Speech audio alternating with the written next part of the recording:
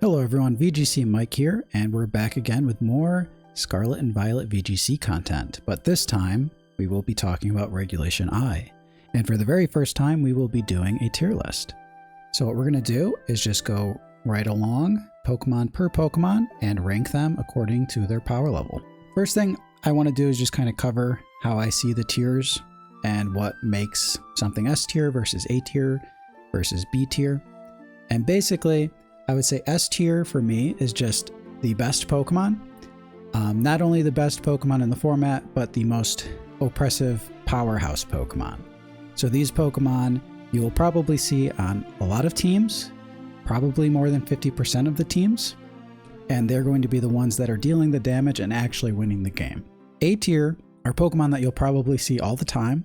It'll probably be the most popular secondary Pokemon, and the Pokemon that will, they have the potential to deal damage and be oppressive, but they also have some sort of secondary supporting role, whether that's weather or something like Wide Guard, something in that nature.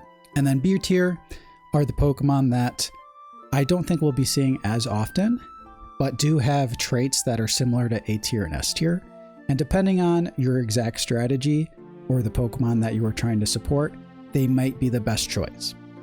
Now, they probably won't be the best choice for most teams, but for a very specific teams, they could be the best choice.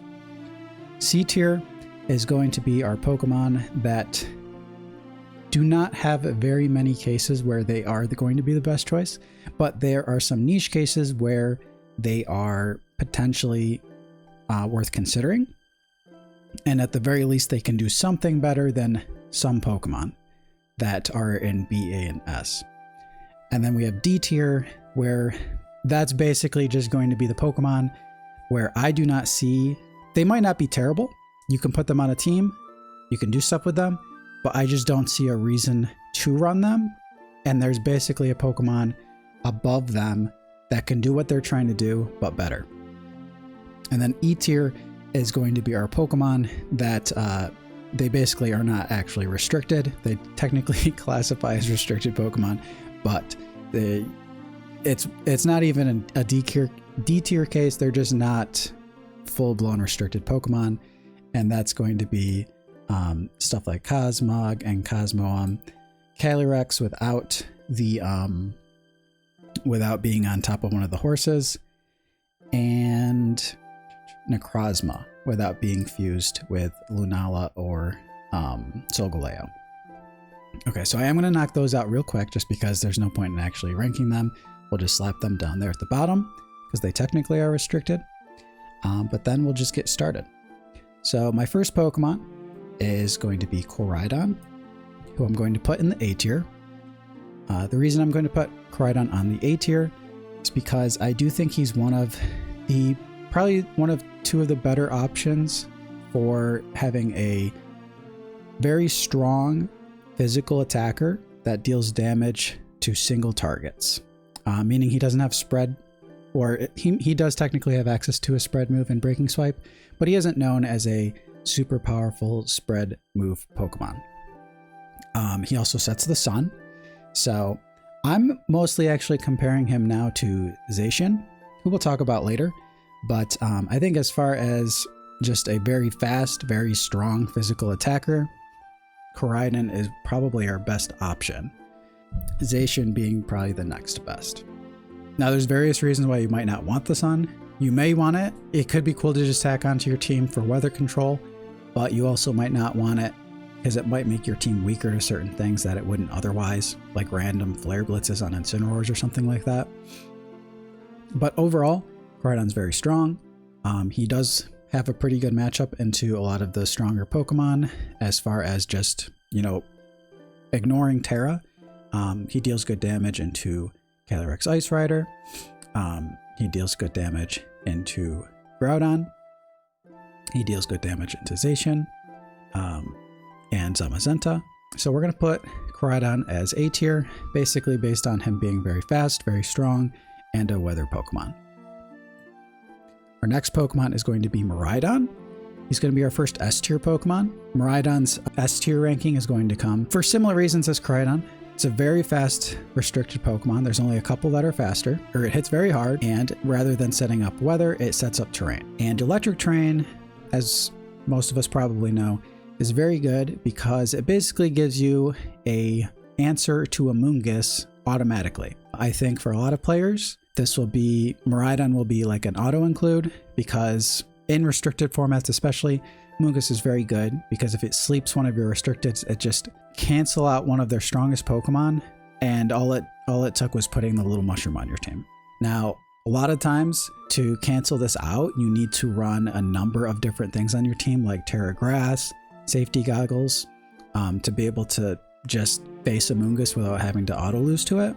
But Miraidon, setting up the Electric Terrain, basically gives you your answer right then and there. Not that you shouldn't run Safety Goggles necessarily, because there are still benefits to that, and you can't always guarantee terrain being up if they have Amoonguss plus a terrain Pokemon. But I think the fact that you just don't have to worry about Amoonguss, and Miraidon can one-shot so many Pokemon, automatic S tier. Next Pokemon's Terapagos. A lot of people, from what I can tell, are saying that Terapagos is either going to be kind of the weirdest restricted Pokemon or isn't really good anymore. I don't know if anyone said that it's straight up not good at all, but I actually think Terapagos is going to be very solid still. I'm going to put it... I'm going to put it in A tier. It's probably going to end up being towards the end of A tier, or it's going to be like top of B tier. But I think it's going to be really hard to tell at first. We're going to talk about Zamazenta eventually, but I think part of the problem for Terapagos is that so many people are going to be running Zamazenta early on. And Zamazenta, as someone who is running Terapagos for a good chunk of Regulation G, Zamazenta is one of your least favorable matchups, just because Body Press, after you have your Terra Shell broken, can just deal significant damage to you. You know, it's annoying enough to deal with Wide Guard when you really want to Terapagos and just use Terra Starstorm, but then the fact that Zamazenta also just nukes you is really annoying, obviously. So I think Zamazenta is going to be very popular early on in the meta. That's going to make Terapagos much more annoying to use, but I do think Zamazenta usage will probably go a bit lower as we get further into the format, and Terapagos will be a good option eventually then. A lot of people, like I was saying, are saying Terapagos is going to be kind of weird or not very good, basically because it always wants to use its terrestrialization, which is true. You're pretty much always going to use Terra on Terapagos, but that doesn't mean that Terapagos is not a very good option still. I think the fact that you pretty much are going to hit anything for super effective that is using its terrestrialization is still very strong. Creates a lot of pins in certain scenarios. I'm personally really excited to try out Calyrex Shadow Rider plus Terapagos, because a lot of times, you know, people like to use Terra Normal or Terra Dark to try to survive Astral Barrage. And you can also put a Focus Sash on the Calyrex, so that way you don't have to really worry about using your, like if you have Focus Sash on Calyrex, then you don't have to worry about using your Terra defensively anymore. So you already kind of have your defensive option in your item. That means that Terapagos can use its Terra freely without feeling like it's hogging it necessarily. And then just, you know, I was using a team that had Chi-Yu, and we were just using Heat Wave plus Terra Starstorm. I think Terra Starstorm plus Astral Barrage is going to be very strong as well.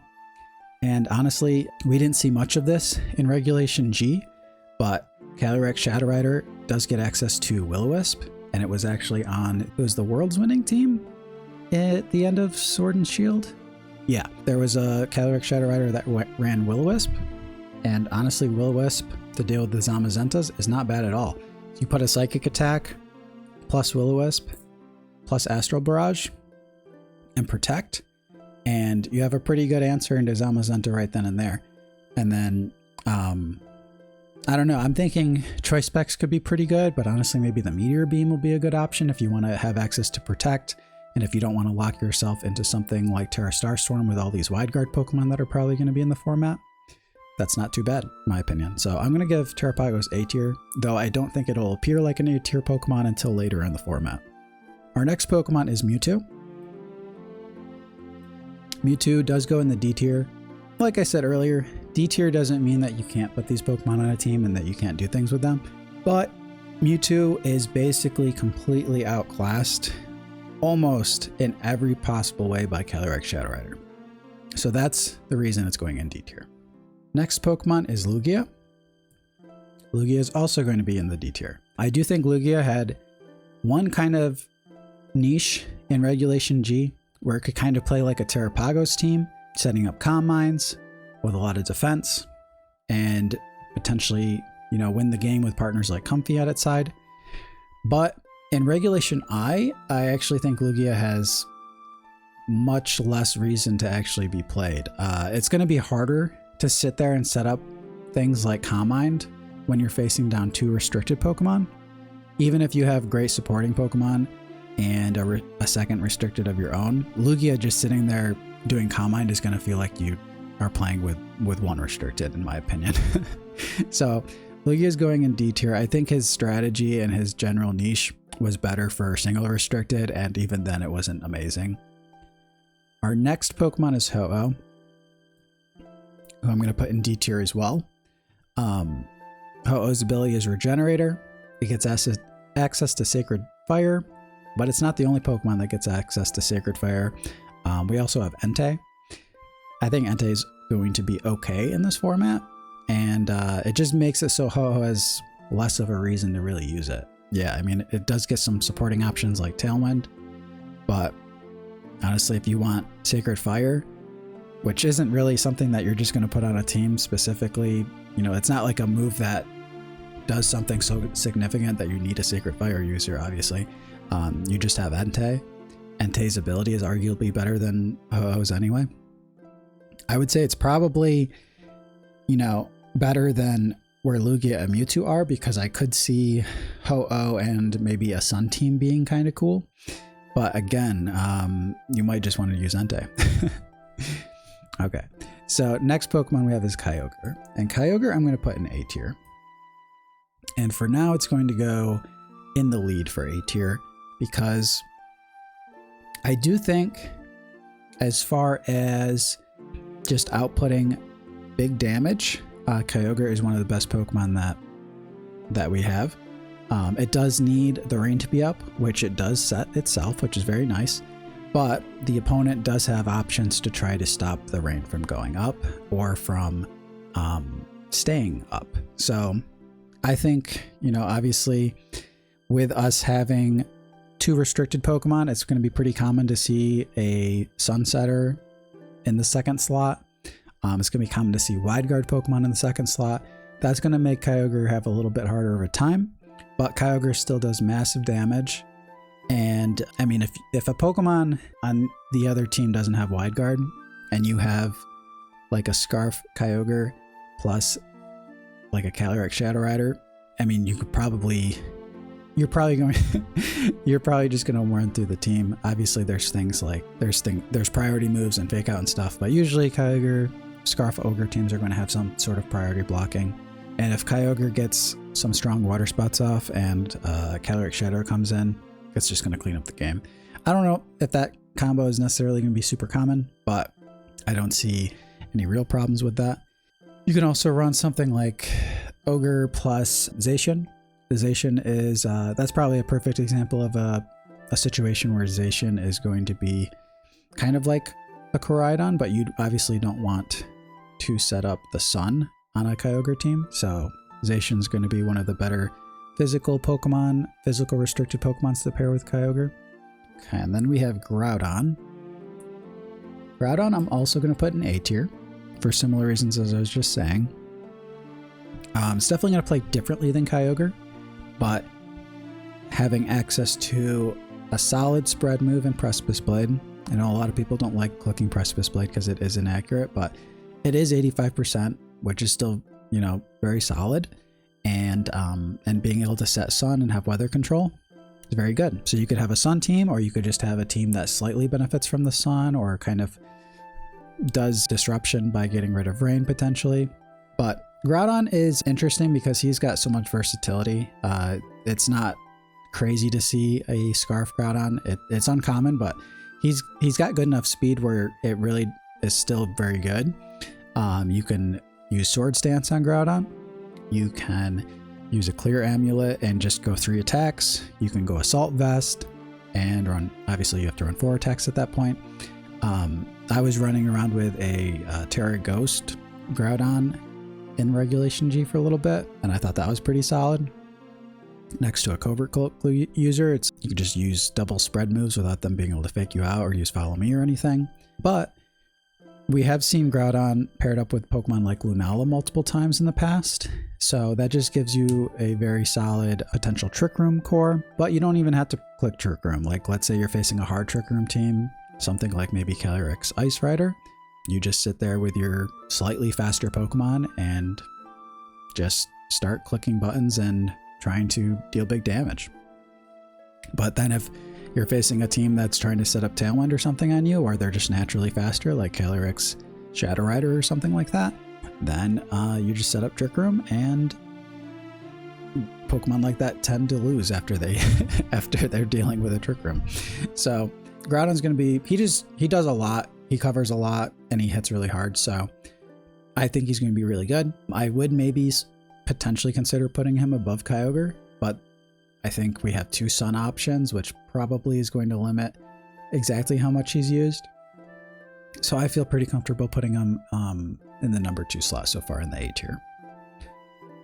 Next Pokemon is going to be Rayquaza. Rayquaza, I'm going to put in C tier because I do think there is some minor niche case to use Rayquaza, but I don't think he's going to be crazy good. I really wouldn't be surprised if we see him pop up at a regional on like a on-screen battle once in a while, but I don't see him making any top cuts really. I think Rayquaza is probably at his absolute best when weather is insanely dominant, and I don't think weather is necessarily going to be insanely dominant in Regulation I. I think it'll be there, but I don't. Kyogre and Groudon and Koraidon, I'm seeing them all as like A tier, not premium S tier Pokemon, A tier Pokemon. So that makes Rayquaza much worse. It does get access to extreme speed, which is very good, but you can always just run Dragonite. So I'm going to put it as C tier. Probably we'll see it once in a while, but other than that, I don't think we'll see him winning any regionals or anything like that in the near future. Next, we have Dialga Origin Form, and I honestly was thinking Dialga Origin Form at first could be like a B tier Pokemon, but the more I am thinking about it, I think it's going to have to be C tier. And the reason why is because I think this Pokemon's solid, but its niche really is that it can set Trick Room and it's pretty bulky. But unfortunately, that niche, there's a few different Pokemon you're competing with. One of which being Calyrex Ice Rider, who's one of the best Pokemon in the format for sure.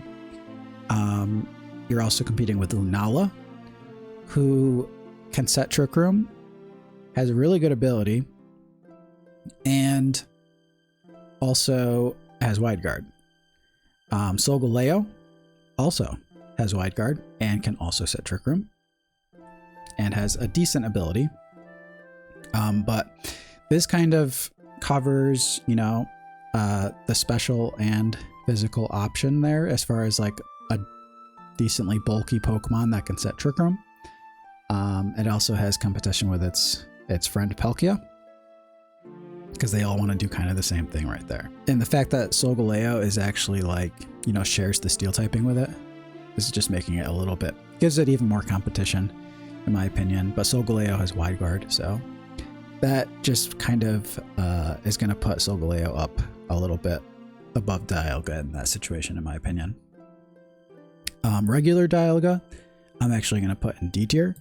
You could argue that, they're basically the same, which they are, but I don't really see too many items that you can put on regular Dialga that make it better than Dialga Origin Form. So I think Dialga Origin Form is basically the best version of Dialga, and it basically makes regular Dialga kind of redundant.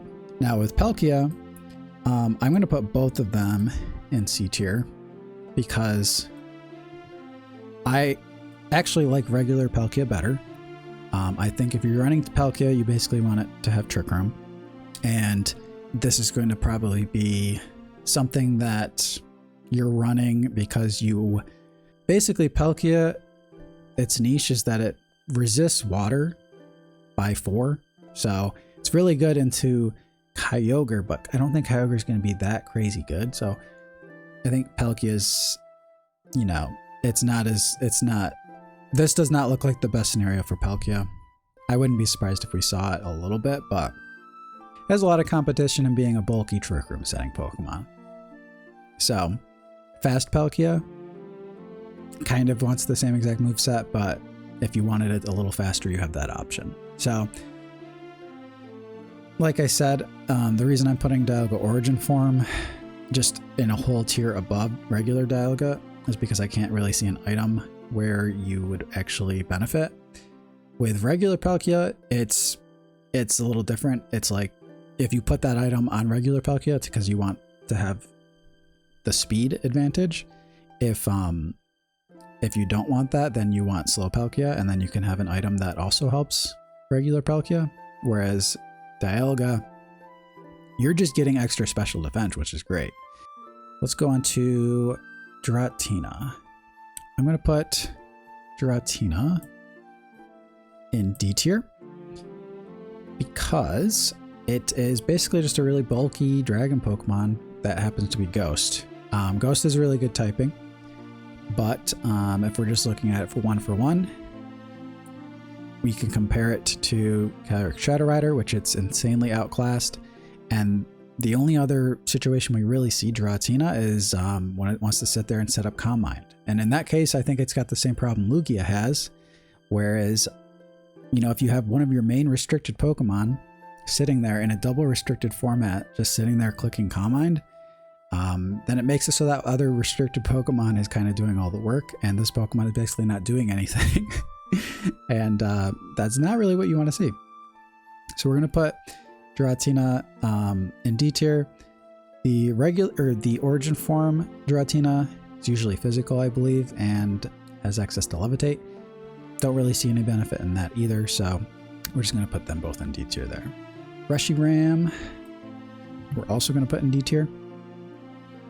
Unfortunately for the Gen 5 Pokemon, Gen 5 legendaries, they don't really have an ability that make them busted.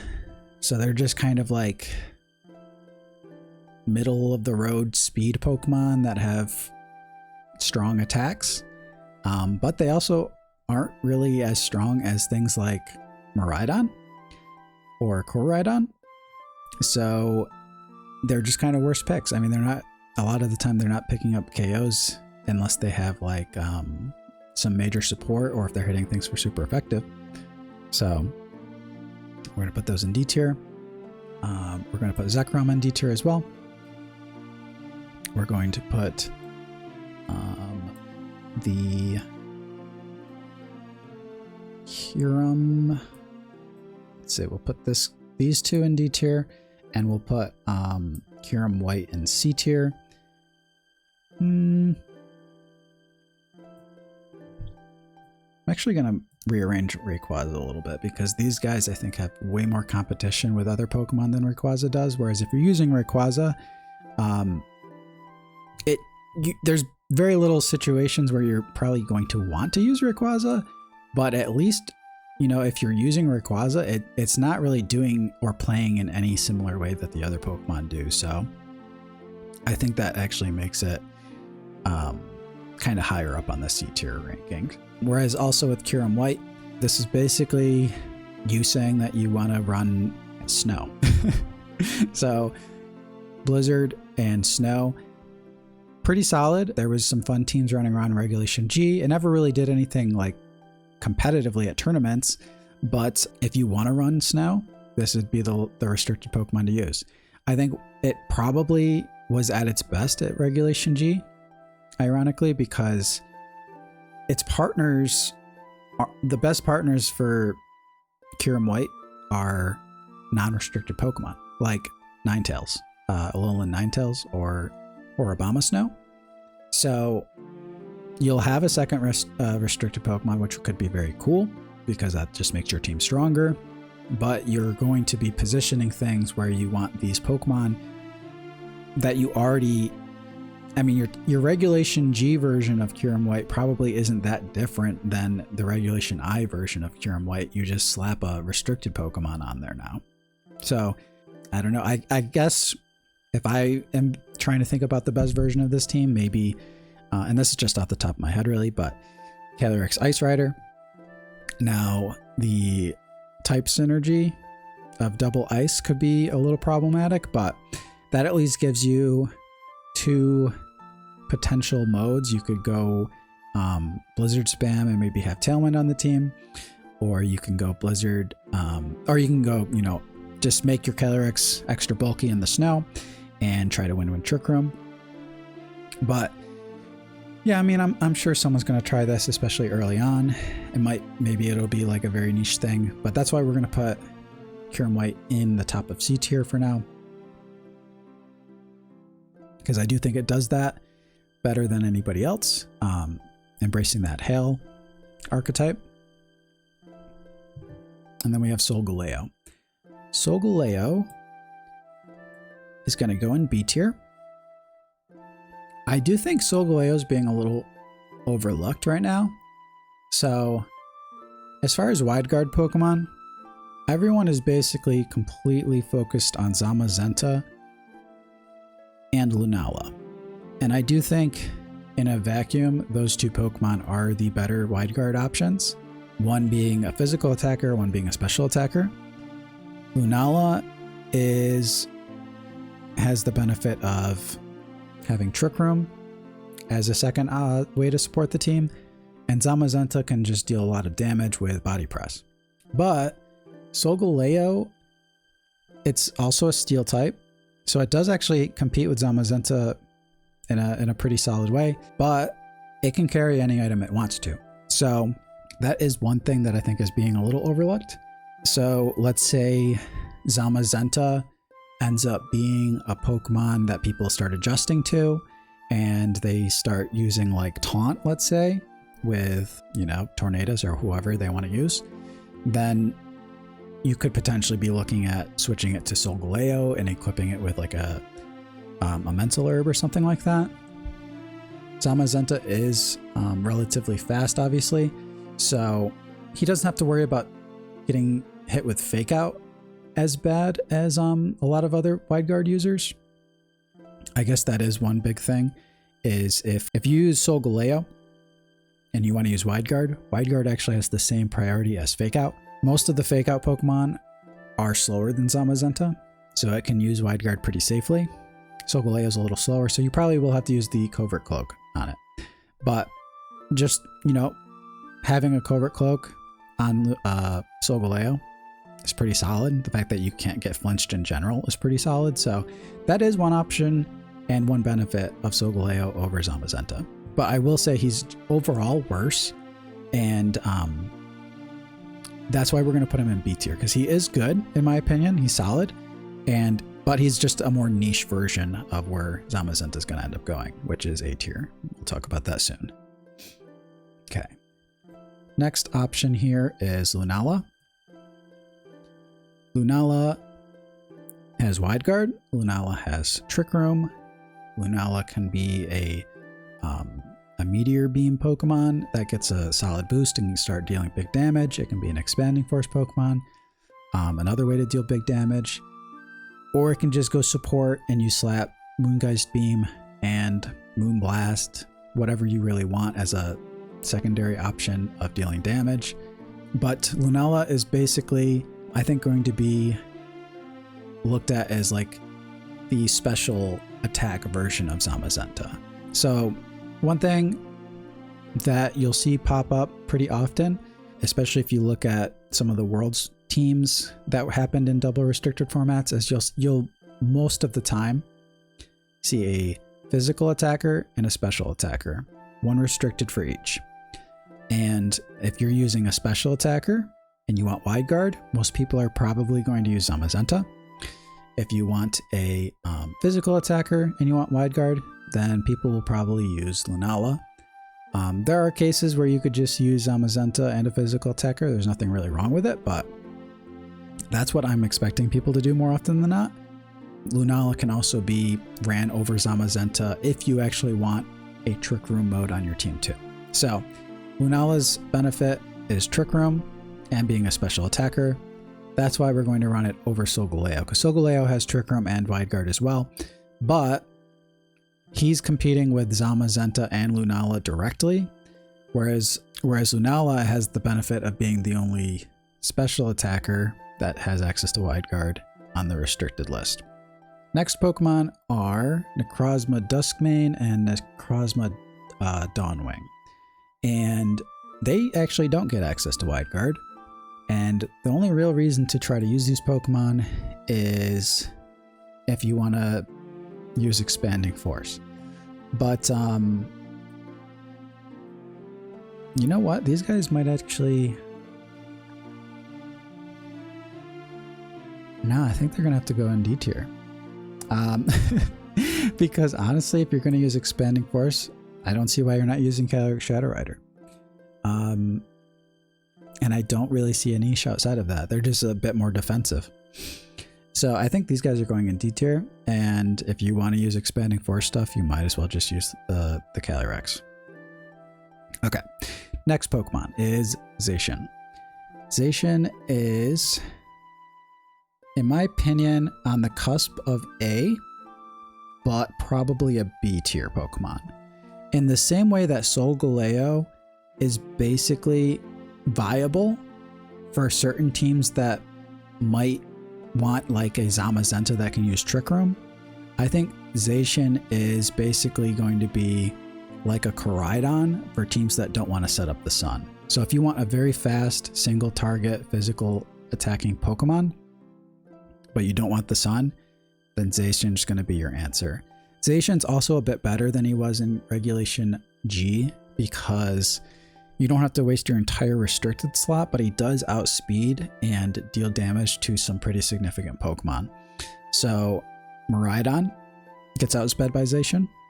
It also is threatened for big damage with Play Rough. If it uses Terra Fairy, then it gets threatened by Behemoth Blade. Calyrex Ice Rider, which will also be an S tier Pokemon, gets threatened by Behemoth Blade.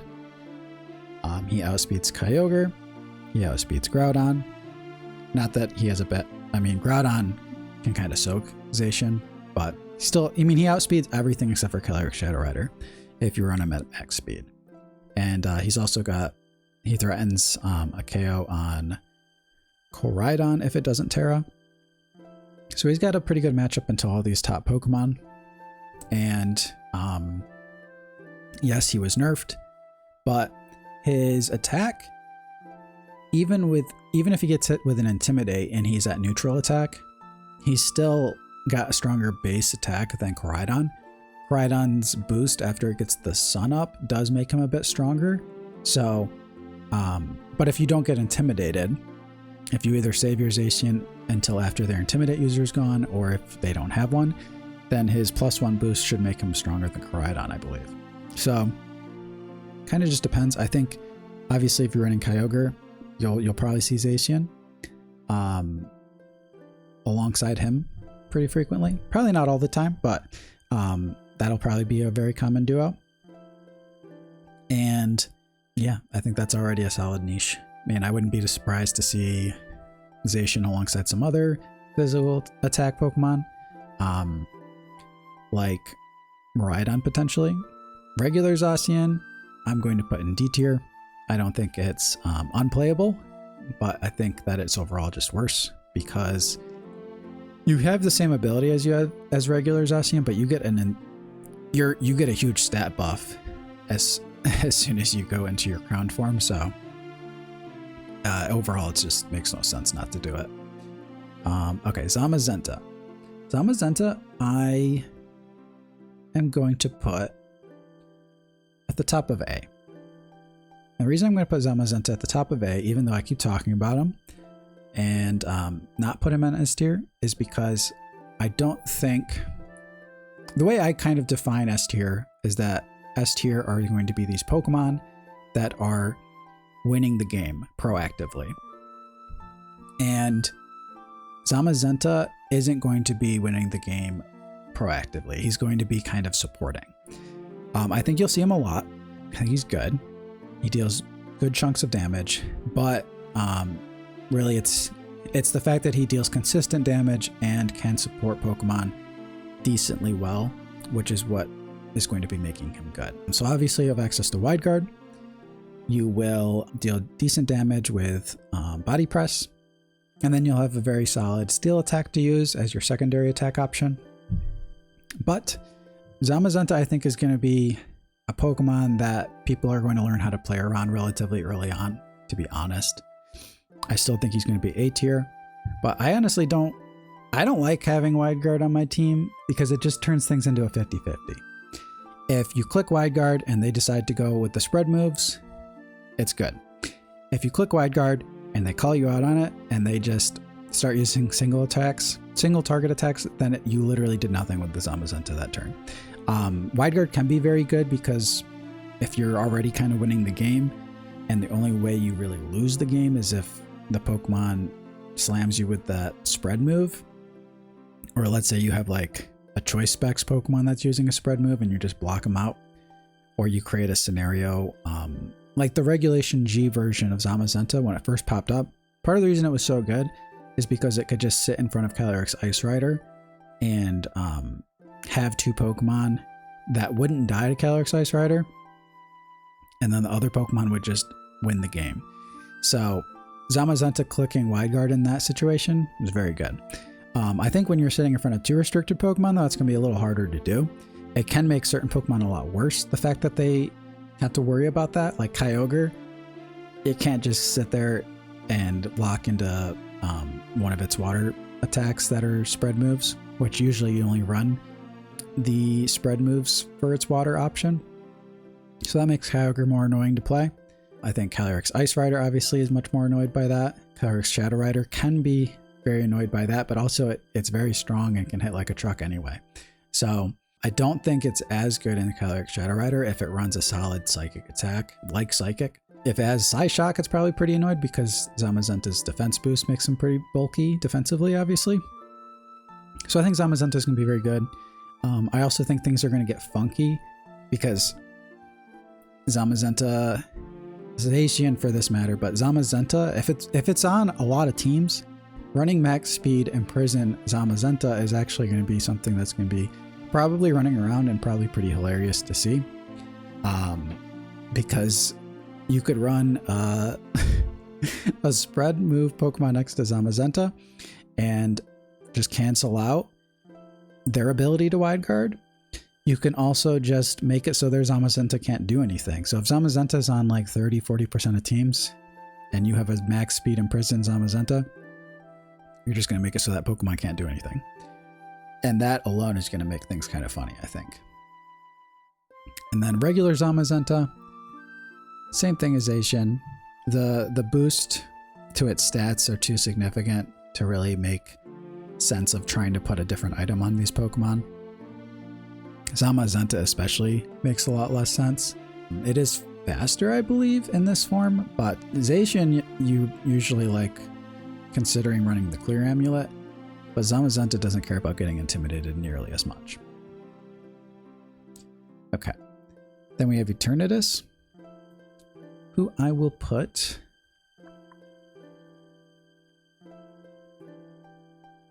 somewhere at the top of C tier. The thing with Eternatus is it has terrible ability, Pressure. Usually its niche is that it wants to set up Cosmic Power and just become unkillable. Strategies like this are harder to pull off in Regulation I because you have two restricted Pokemon you're trying to survive attacks from rather than just one. Now, with that being said, I still think that its offensive potential is still pretty decent. Having a combination of Dragon and Poison is unique, and being able to hit things, having, you know, just Dynamax Cannon, Flamethrower, Sludge Bomb. Pretty solid options. I can't think of anything right now where that would be like the perfect partner for any of these other top tier Pokemon, but I certainly don't think that that's bad. And there might be a situation down the line where someone is running a certain Pokemon in S tier, like one of the Calyrex, and maybe this combination of offensive power is actually something that comes in handy. Now, using your whole restricted slot on that is not the best, but I could see it happening. And then we have the 2 Calyrex. So let's put Calyrex Ice Rider in S tier over here. And I basically think, once again, in a vacuum, I think this is your best Trick Room setter as a restricted Pokemon. Calyrex Ice Rider is insanely bulky. It's very hard to kill. In best of 1 closed team sheet, its Terra type makes it very annoying because it runs like 1 of 5 different Terra types. And if you guess the wrong one, or if you cover for the wrong one, you're probably not knocking it out, and then you're probably playing the rest of the game in Trick Room. In open team sheet, I still think it's really solid. And now you have some new options to play with. I mean, Miraidon, for example. Miraidon already had a Trick Room mode on its most common team. So I really wouldn't be surprised to see these two teaming up together and basically like have Miraidon Volt Switch out, threaten a KO on something, try to set up Trick Room with Calyrex, then bring Miraidon back in after the Trick Room's over with. Something like that could be pretty viable. Also, and a lot of my teams, one of the ways I would try to deal with Calyrex Ice Rider is just, you know, use a Mungus. Miraidon protecting Calyrex Ice Rider from Spore makes him a lot scarier. But also, honestly, he doesn't get KO'd super easily, so just having Miraidon like slamming an Electro Drift or something, and then following it up with a Glacial Lance, it's probably going to KO. Unless you have, I mean, Ice and Electric, very, very good offensive potential there together. So, I mean, if someone's going to try to use Terra Ground to block your electric attacks, then they're just going to get one shot by Glacial Lance. So, I think there's a lot of potential with these two, but I think there's other options. I mean, you could go double Trick Room with Wide Guard with Lunala. Seems pretty good. Groudon, I don't know if you'd want to amplify your weakness to fire, but Groudon's also good in Trick Room, or he can be.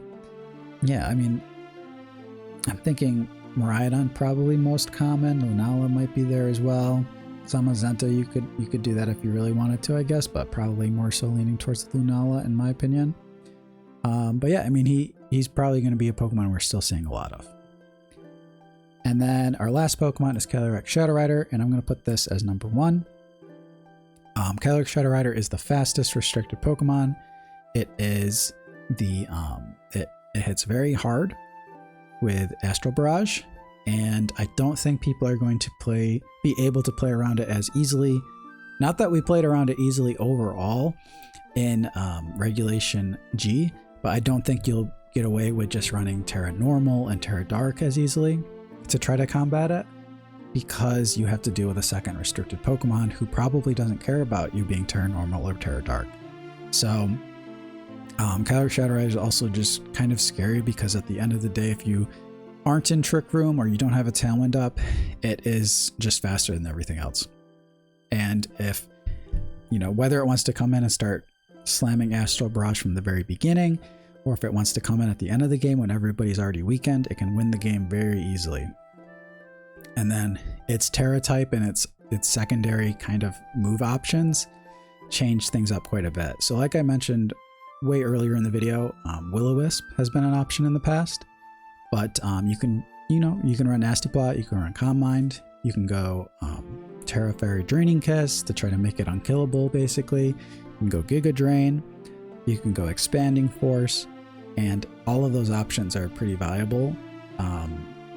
And then you have the benefit of having a very strong physical Pokemon with you. So you can go Zamazenta to give yourself wide guard protection.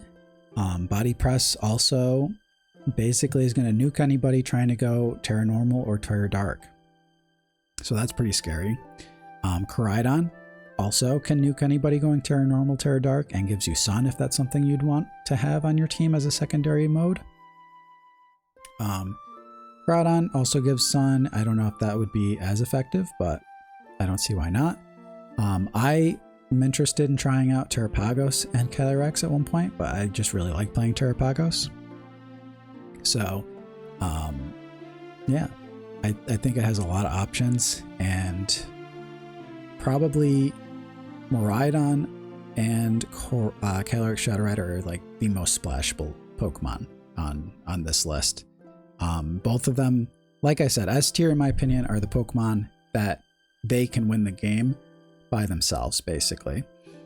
And all of these Pokemon here can potentially do that, but under certain circumstances, or they're mostly there as like big damage plus support. So Zamazenta, big damage plus support. Kyogre can do what these three Pokemon do if they have the weather up. Same with Groudon.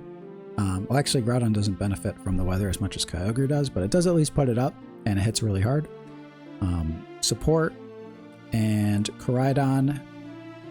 You know, if Koraidon was... him being a physical Pokemon makes him definitely a little less lethal than Miraidon because he has to worry about Intimidate all the time, but still hits very hard, and I think we'll see him quite a bit as like a potential option for being a physical nuke to a lot of to combine with a lot of these special threats. And then Terapagos, I think basically as the format comes on, we're going to see a little bit more of Terapagos. Early on, if every team has Zamazenta on it, it's going to be so annoying to use it. But I still think as the format kind of plays out a little bit, probably in a month or so, Terapagos teams will start to pop up. And I'm really interested in playing that archetype myself. So let me know what you guys think of my tier list. If you disagree with something, let me know. If I didn't mention something that you thought was very important about a certain Pokemon, then let me know. But for now, that's going to be it. Have a good one. Happy battling.